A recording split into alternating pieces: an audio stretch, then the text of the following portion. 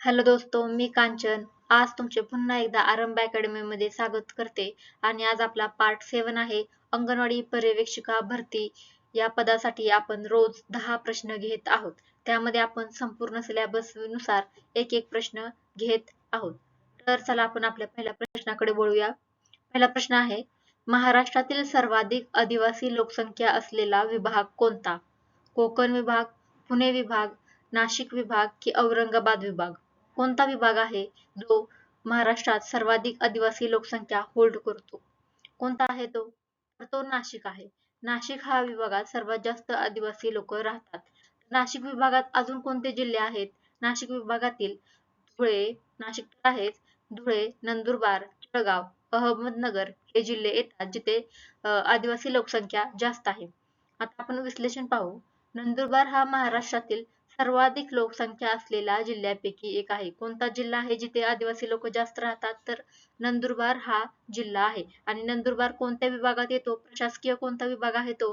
तर नाशिक विभागात नंदुरबार हा जिल्हा येतो.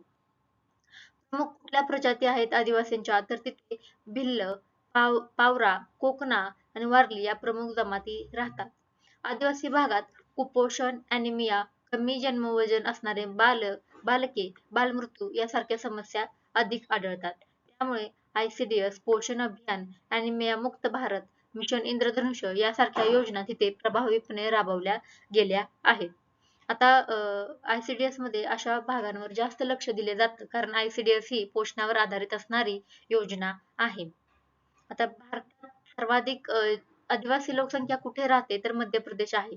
जर महाराष्ट्र विचारलं तर महाराष्ट्रात नाशिक विभागातील नंदुरबार जिल्ह्यात सगळ्यात जास्त आदिवासी लोक राहिलेले आहेत. तर भारतामध्ये विचारलं तर मध्य प्रदेश करून यायचं नाही. आणि त्यानंतर कोण आहे? तर मिझोराम, नागालँड, लक्षद्वीप या प्रदेशात आदिवासींचे प्रमाण जास्त प्रमाणात आढळते.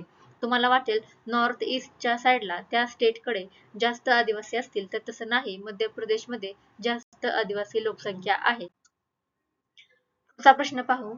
महाराष्ट्रातील खालीलपैकी कोणता जिल्हा धान्याचे कोठार म्हणजे राईस बाउल ऑफ महाराष्ट्र म्हणून ओळखलं जातं? महाराष्ट्रातील कुठला असा जिल्हा आहे जिथे धान्याचे कोठार म्हणून त्याची ओळख आहे? सातारा, नागपूर, गडचिरोली, रायगड. कोणता आहे तो जिल्हा? हा खालच्या प्रश्नाकडे दुर्लक्ष करा. हा नंतरचा प्रश्न चुकून इथं आलेला आहे. त्या प्रश्नाचं उत्तर द्या. या प्रश्नाचं उत्तर आहे गडचिरोली. गडचिरोलीला आपण धान्याचे कोठार असे म्हणतो. महाराष्ट्रातील धान्याचे कोठार. आणि गडचिरोली हा पूर्व भागात येतो. महाराष्ट्रातील पूर्व भागात येतो आणि नागपूर विभागातील हा जिल्हा आहे. या जिल्ह्याच्या 75% पेक्षा जास्त क्षेत्रावर जंगल आहे. गडचिरोलीच्या एकूण क्षेत्रफळापैकी 75% भागावर जंगल आहे आणि मोठ्या प्रमाणावर आदिवासी लोकसंख्या राहते. आणि येथील प्रमुख पीक कोणतं आहे? तर पॅडी. पॅडी म्हणजेच आपण त्याला भात म्हणतो. पॅडी. त्यामुळे गडचिरोली जिल्ह्याला महाराष्ट्राचे धान्याचे कोठार म्हणून ओळखले जाते. आणि इथे पॅडी हे पीक असल्यामुळे, भात पीक असल्यामुळे ऑब्विसली तांदूळ गिरण्या पण तिथे जास्त असणार आहेत. आदिवासी बहुल क्षेत्र आहे. हो. आणि आदिवासी भागांमध्ये पूरक पोषण आहार, माता व बाल आरोग्य कार्यक्रम ICDS च्या द्वारे पुरवलं जातं. आता हे झालं महाराष्ट्राचं. भारतात सर्वात मोठं भात उत्पादन कुठल्या राज्यात होतं? तर ते आहे पश्चिम बंगाल. जर भारताविषयी विचारलं भात उत्पादन सगळ्यात जास्त कुठे होते? तर ते आपण पश्चिम बंगाल सांगणार आहोत. आणि त्यानंतरचे जिल्हे राज्य कुठले आहेत? उत्तर प्रदेश, पंजाब, तेलंगणा, आंध्र प्रदेश. आणि जगातील सर्वाधिक भात उत्पादन करणारा देश चीन आहे. जर महाराष्ट्र विचारलं तर गडचिरोली, भारत विचारलं तर पश्चिम बंगाल आणि जगात सर्वात जास्त भात उत्पादन करणारा देश कोणता? तर तो चीन आहे. आणि चीन नंतर भारत दुसऱ्या क्रमांकावर येतो. आणि आशिया खंडात लोकांचे प्रमुख अन्न कोणते आहे? तर तांदूळ सगळ्यात जास्त खाल्ला जातो. लक्षात ठेवा हे सगळं करंट अफेअर प्लस जिओग्राफीचा पोर्शन आहे. आता करंट अफेअरचा आपण एक प्रश्न घेणार आहोत.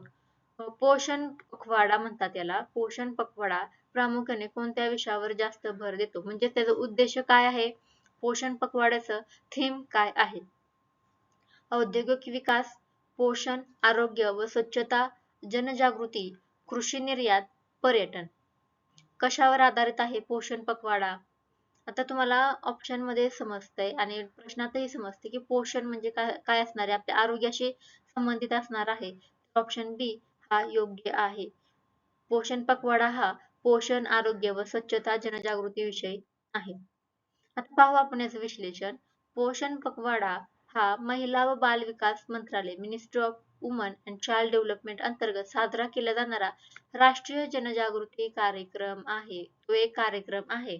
कुणाद्वारे केला जातो सेलिब्रेट? महिला व बाल विकास मंत्रालयाद्वारे. आणि याचा उद्देश काय असणार आहे तर कुपोषण मुक्त भारत, मुक्त भारत म्हणजे सुपोषित भारत घडवायचा आहे. यामध्ये काय असणार मग?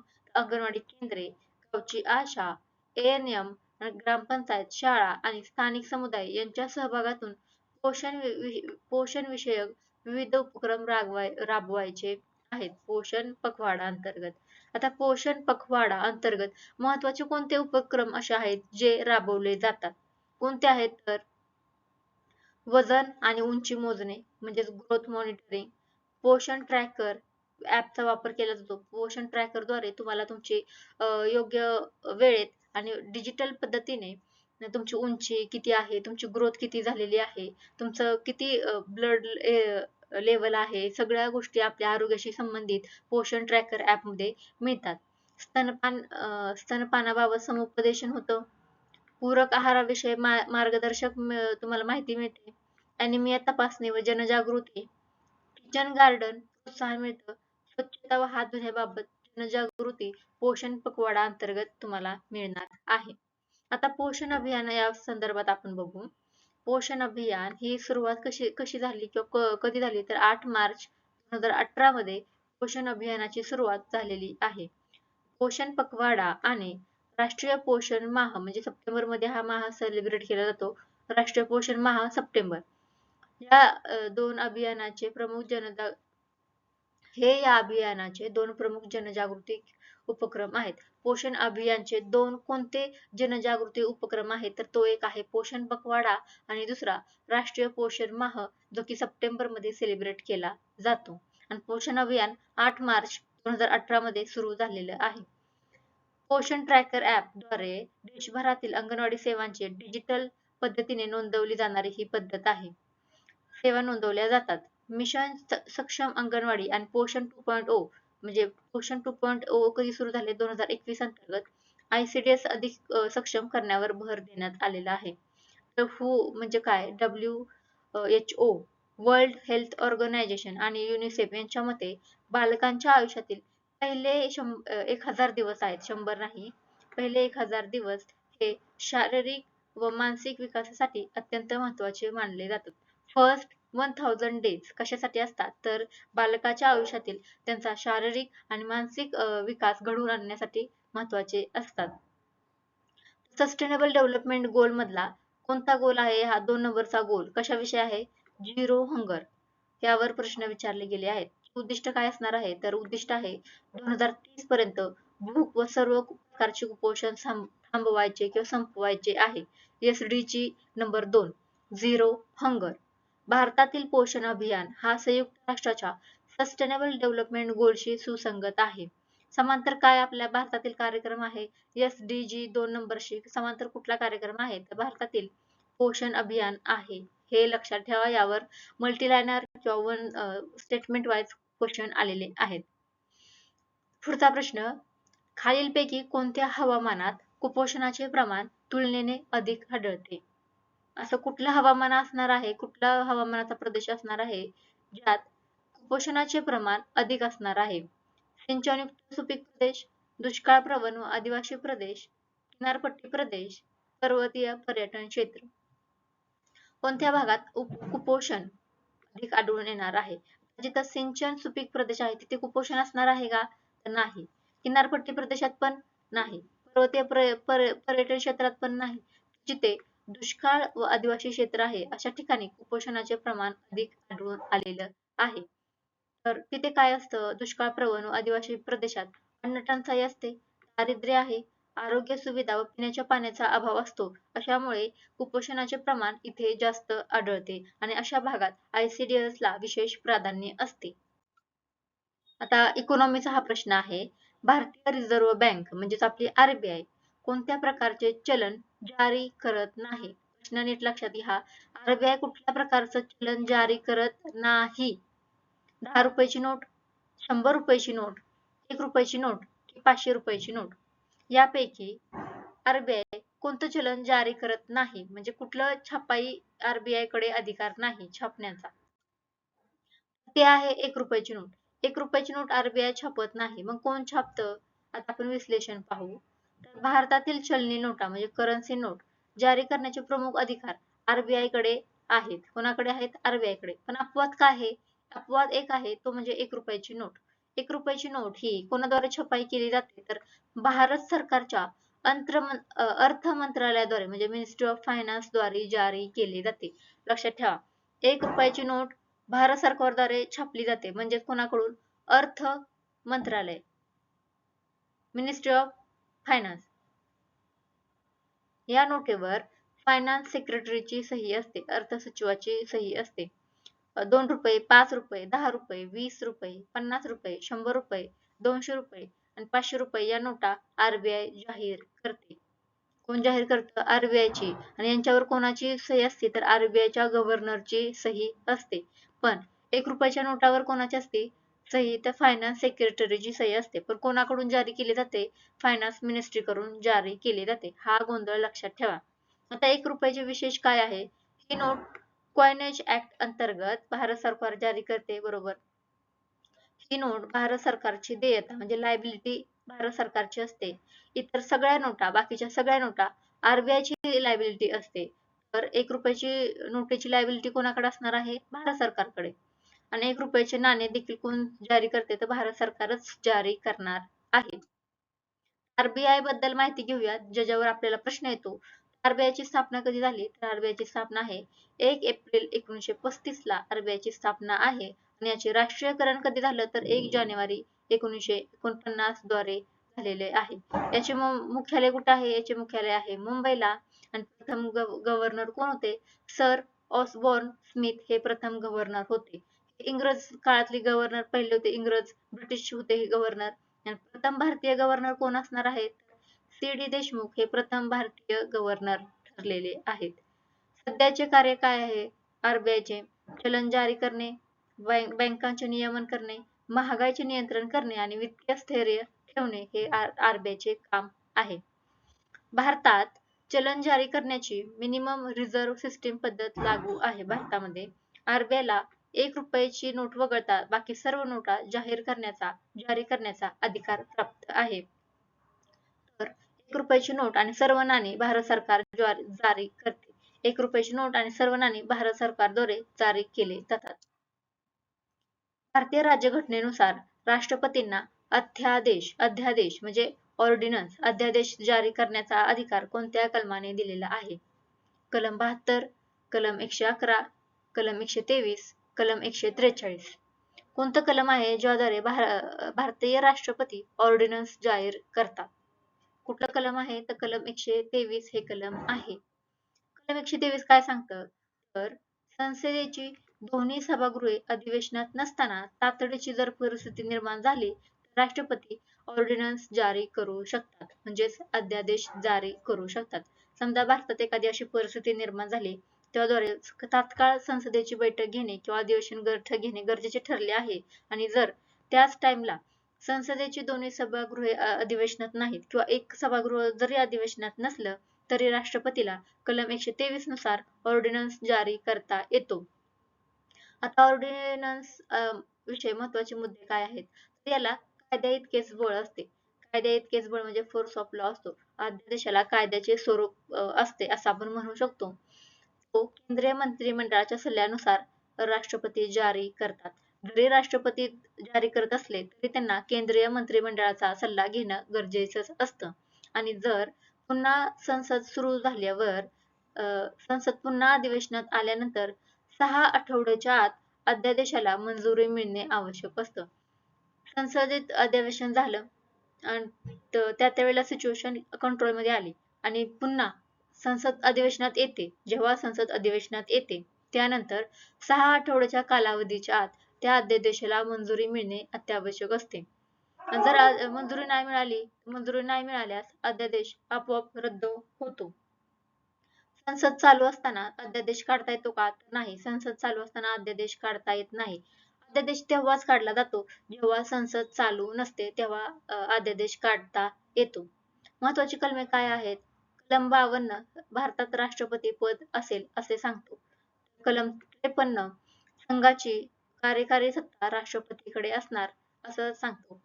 कलम 72 क्षमादानाचा अधिकार आहे राष्ट्रपतीचा बरं. आणि कलम 11 हा विधेयकाला मंजुरी किंवा पुनर्विचारासाठी परत पाठवण्याचा अधिकार. अशी कलमे आहेत ती तुम्ही पाठ करा, विचारले जातात. पुढचा प्रश्न, भारतीय राज्यघटनेत घटना दुरुस्ती करण्याची प्रक्रिया कोणत्या कलमात दिली आहे? कलम 356, कलम 368, कलम 370, कलम 324.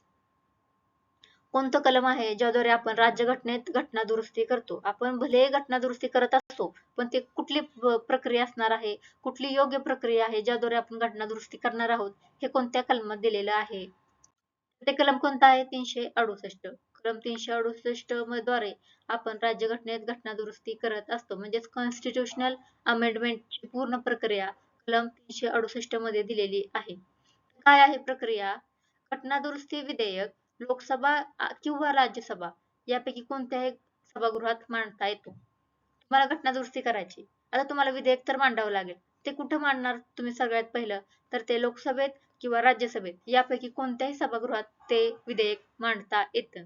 आणि ते विधेयक मांडण्यासाठी एकूण सदस्य संख्येचे बहुमत म्हणजे ऍब्सोल्यूट मेजॉरिटी असायला हवी.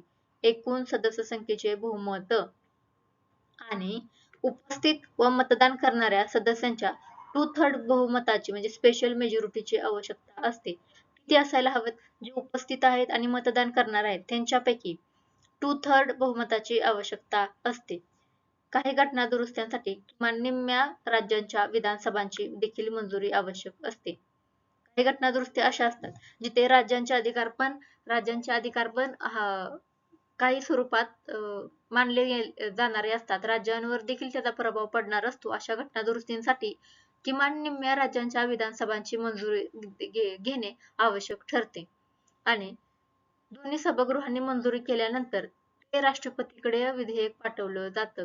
कोणाकडे पाठवलं तर राष्ट्रपतीकडे पाठवलं जातं.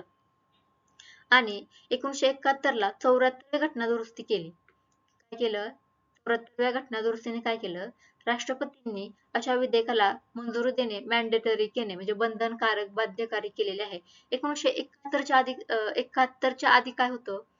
जर असे विधेयक राष्ट्रपतीकडे आले, दोन्ही सभागृहांनी मंजूर केलं, राष्ट्रपतीकडे ते सहीसाठी आलं आणि राष्ट्रपती त्याच्यावर मंजुरी देणे नाही देणे हे राष्ट्रपतींचा अधिकार होता पूर्णपणे, की मी देईलही आणि नाही देईलही. पण जर दोन्ही सभागृहांनी मंजूर केले तर राष्ट्रपतीला सही देणं बाध्यकारी म्हणजे मॅन्डेटरी कुठल्या घटना दुरुस्तीने केलं तर 24वी घटना दुरुस्ती 1971 ने राष्ट्रपतीला अशा विधेयकावर मंजुरी देणे बंधनकारक केलेले आहे. आता महत्वाचे मुद्दे काय आहे? घटना दुरुस्ती विधेयकासाठी संयुक्त बैठक होते का? नाही. संयुक्त बैठक अशा घटना दुरुस्तीसाठी होत नाही. या विधेयकावर लोकसभा राज्यसभा मतभेद असल्यास ते विधेयक संपुष्टात येते किंवा ते विधेयक नष्ट होते. आता भारतीय राज्यघटना कठोर आहे आणि लवचिक या दोन्ही प्रकारच्या वैशिष्ट्यात बसते. म्हणजे काय? भारतीय घटना दुरुस्ती करायची असेल तर कठोरही आहे आणि तेवढीच लवचिक पण आहे. हे दोन्ही वैशिष्ट्ये आपल्या भारतीय राज्यघटनेला लागू पडतात. त्यामुळे काही तरतुदी साध्या बहुमताने, काही विशेष बहुमताने तर काही साठी किमान निम्म्या राज्यांच्या संमतीची गरज पडते. अशी आपली लवचिक आणि कठोर दोन्ही आहे. आता वर्ल्ड रेफरन्स पाहिला तर ब्रिटनची राज्यघटना सगळ्यात जास्त लवचिक आहे. अमेरिकेची राज्यघटना सगळ्यात जास्त कठोर मानली जाते. म्हणजे तिथे जर घटना दुरुस्ती करायची असेल तर खूप मोठी प्रोसेस आणि खूप किचकट प्रोसेस आहे. तर त्या तुलनेत ब्रिटनची राज्यघटना अगदी सोपी किंवा अगदी लवचिक आहे. तर भारतीय राज्यघटना दोन्हींचा समन्वय आहे म्हणजे न्यूट्रल. कठोर पण आहे आणि लवचिक पण आहे. अशी भारतीय राज्यघटना असणार आहे. चला आपण पुढच्या प्रश्नाकडे जाऊया. आता आपण एक ऍक्ट घेणार आहोत. लैंगिक अपराधासाठी किंवा लैंगिक अपराधापासून बालकांचे संरक्षण अधिनियम म्हणजेच कुठला ऍक्ट? पोक्सो ऍक्ट कोणत्या वर्षी लागू करण्यात आलेला आहे? साधं सोपं पोक्सो ऍक्ट कोणत्या वर्षी लागू केलेला आहे? आणि पोक्सो ऍक्ट काय सांगतो? लैंगिक अपराधापासून बालकांचे संरक्षण करायचे आहे. हा कायदा कधी लागू झालेला आहे तर हा कायदा झालेला आहे 2012 ला लागू झालेला आहे. म्हणजे protection of children from sexual offence act 2012 हा 18 वर्षाखालील बालकांचे 18 वर्षाखालील सर्व बालकांचे लैंगिक अत्याचार, लैंगिक छळ, अश्लील शोषणापासून संरक्षण करण्यासाठी हा कायदा केलेला आहे. यात 2017च्या घटना दुरुस्तीने बालकाची व्याख्या केली की 18 वर्षाखालील प्रत्येक बालक चाइल्ड मानले जाईल. मुलगा मुलगी दोन्हीसाठी समान आहे. म्हणजे हा कायदा न्यूट्रल आहे, जेंडर न्यूट्रल हा कायदा आहे. बालस्नेही म्हणजे चाइल्ड फ्रेंडली तपास आणि न्यायालयीन प्रक्रिया होणार आहे. प्रत्येक जिल्ह्यात स्पेशल पॉक्सो कोर्टची स्थापना करण्यात आलेली आहे. पीडित बालकाची ओळख गोपनीय ठेवणे बंधनकारक आहे. 2019च्या दुरुस्तीद्वारे गंभीर लैंगिक अत्याचारासाठी शिक्षा देखील कठोर करण्यात आलेली आहे. आता पुढचा प्रश्न, माहितीचा अधिकार अधिनियम 2005 म्हणजे राईट टू इन्फॉर्मेशन ऍक्ट नुसार प्रत्येक सार्वजनिक प्राधिकरणात जनमाहिती अधिकारी म्हणजेच पब्लिक इन्फॉर्मेशन ऑफिसर PIO नियुक्ती करण्याची तरतूद कोणत्या कलमात आहे? प्रश्न मोठा असला तर मी सरळ सोपा करून सांगते. PIO ची नियुक्ती करण्याचे कोणते कलम आहे? कोणत्या कलमांतर्गत PIO ची नियुक्ती होते? पब्लिक इन्फॉर्मेशन ऑफिसर कलम 4, कलम 5, कलम 6 की कलम 8 कोणत्या अंतर्गत PIO ची नियुक्ती होते? तर कलम 5 आहे ज्याद्वारे आपण PIO ची नियुक्ती करतो. कोणत्या कायद्याअंतर्गत? माहितीचा अधिकार अधिनियम 2005 मधील कलम 5 नुसार प्रत्येक सार्वजनिक प्राधिकरणाने म्हणजे पब्लिक ऑथॉरिटीने आपल्या कार्यालयात काय नेमलं पाहिजे? पब्लिक इन्फॉर्मेशन ऑफिसर आणि आवश्यकता असेल तर असिस्टंट पब्लिक इन्फॉर्मेशन ऑफिसरची नियुक्ती करणे बंधनकारक आहे. काय आहे? बंधनकारक आहे. आपल्या कार्यालयात पब्लिक इन्फॉर्मेशन ऑफिसर आणि जर आवश्यकता असेल तर असिस्टंट पब्लिक इन्फॉर्मेशन ऑफिसरची नियुक्ती कलम 5 द्वारे करायची आहे. आता या PIO ची कर्तव्य काय आहेत? नागरिकांकडून RTI अर्ज स्वीकारायचा आहे. मागितलेली माहिती संबंधित विभागाकडून मिळवून द्यायची आहे. अर्ज दुसऱ्या विभागाशी संबंधित असल्यास 5 दिवसाच्या आत तो अर्ज त्या प्राधिकरणाकडे वर्ग करण्याचा आहे. किती दिवसात? 5 दिवसात. कलम 6.3 काय सांगतो? माहिती देण्यास नकार दिल्यास त्याच्यावर कायदेशीर स्वरूपात लेखी स्वरूपात कारणे देणे गरजेचे आहे.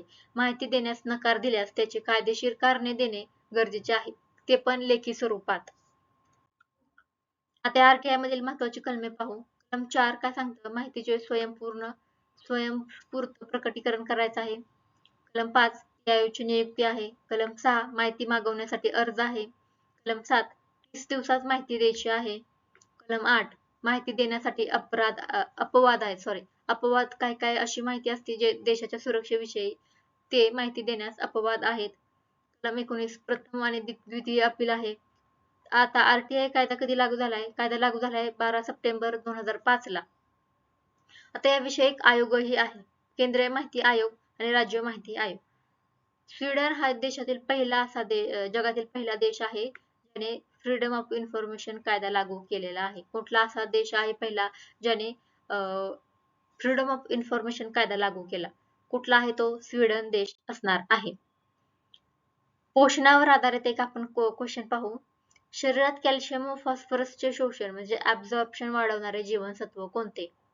Vitamin A, vitamin C, vitamin D आणि व्हिटॅमिन K. असं कोणतं व्हिटॅमिन आहे जे आपल्या शरीरात कॅल्शियम व फॉस्फरसचे शोषण वाढवतं? तर ते व्हिटॅमिन D आहे. व्हिटॅमिन D योग्य उत्तर असणार आहे. व्हिटॅमिन D हे शरीरात काय वाढवतं?